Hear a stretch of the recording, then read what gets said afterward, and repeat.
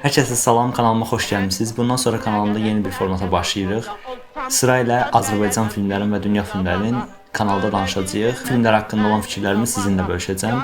Sizin də xüsusi olaraq istədiyiniz filmlər olsa, yorumlar qismində mənimlə paylaşa bilərsiniz. İlk filmimiz Azərbaycan kino tarixinin eyni zamanda ilk rəngli filmi olan O Olmasın Bu Olsun filmidir.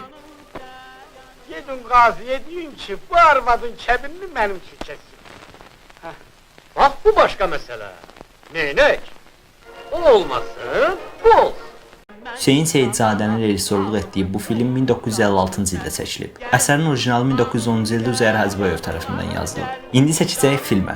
Filmdə əsas obrazlarımız Gülnaz, Sərvər və Məşədi Baddır. Film boyu biz görürük ki, Gülnaz və Sərvər bir-birini misilsiz olaraq sevir. Lakin paralel olaraq Məşədi Bad da evlənmək istəyir, yəni özünə arvad axtarır. Və Məşədi Bad Gülnazın atası onun marketində olan zaman onunla danışır, onun qızını almaq istədiyini deyir. Gülnazın atası isə buna razılıq verir.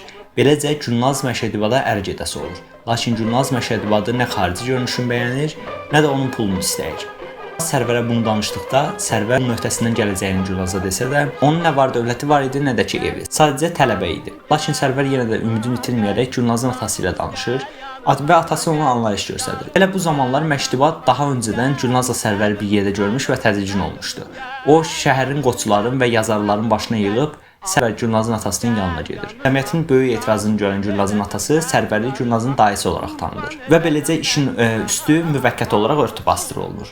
Gəlin indi obrazlara xüsusi tək-tək baxaq. Filmdə əslində mənfi obraz olaraq ilk baxışda hamımızın ağlına Məşədibad gələ bilər, lakin filmdə Məşədibadın da çox haqlı olduğu yerlər var. Məsələn, film boyu Məşədibad bir dəfə də olsun fırıldaqçılıq etməyib ki, çünki filmdəki hər kəs fırıldaqçılıq edir. Məsələn, Məşədibadın öz nökəri belə, Məşədibad onu hamama aparsa da ki, həmin dövrdə böyük bir Bu iktidar oradır şəhərindən də yola.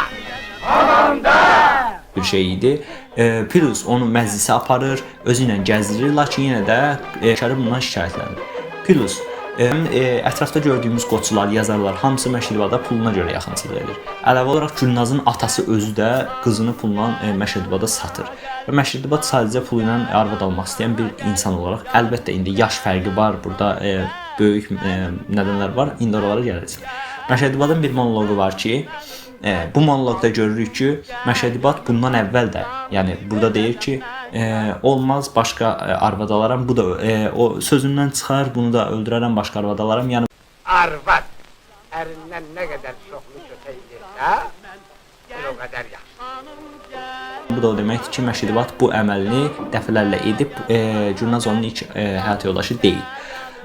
Bəs niyə Gülnazla Sərvər müsbət obraz olaraq götürülür? Çünki filmdə bir-birini gerçəkdən sevən sadəcə iki obraz var. Onlar isə Gülnazla Sərvərdir. Filmdəki bütün insanların, digər insanların fərqli çıxarları var, özünə görə fərqlənənlər var. Ətrafdakı insanların gözünü pul bürüyüb, Məşədibad onsuz da ayrı bir dərddədir. Filmdə sadəcə bir-birini sevən iki insan var. Film ümumiyyətlə mənə yaxşı təsir edir, çünki dövrün başqa filmlərinə baxanda məhəbbət filmi olsa da sonu xoşbəxt sonluqla bitir və musiqili bir filmimizdir. Buna görə də mənim xoşuma gələn filmlərdən biridir. Hüseyn Seyidzadənin bu filmin açıq-açıq bəyənirəm. Bu videomuzdan bu qədər. Belə videolarımızın davamını gəlmək üçün videoya like atıb kanala abunə olmağı və yorumlarda öz şərhinizi bildirməyi unutmayın. İnanın ki, bunlar mənim üçün çox önəmlidir və yorumlarda gəlin görüşək. Başqa hansı filmləri istəyirsinizsə onları qeyd edin. Azərbaycan filmlərin yox, xarici filmləri də bu kanalda şərh etmək istəyirəm. Sağ olun, salamat qalın.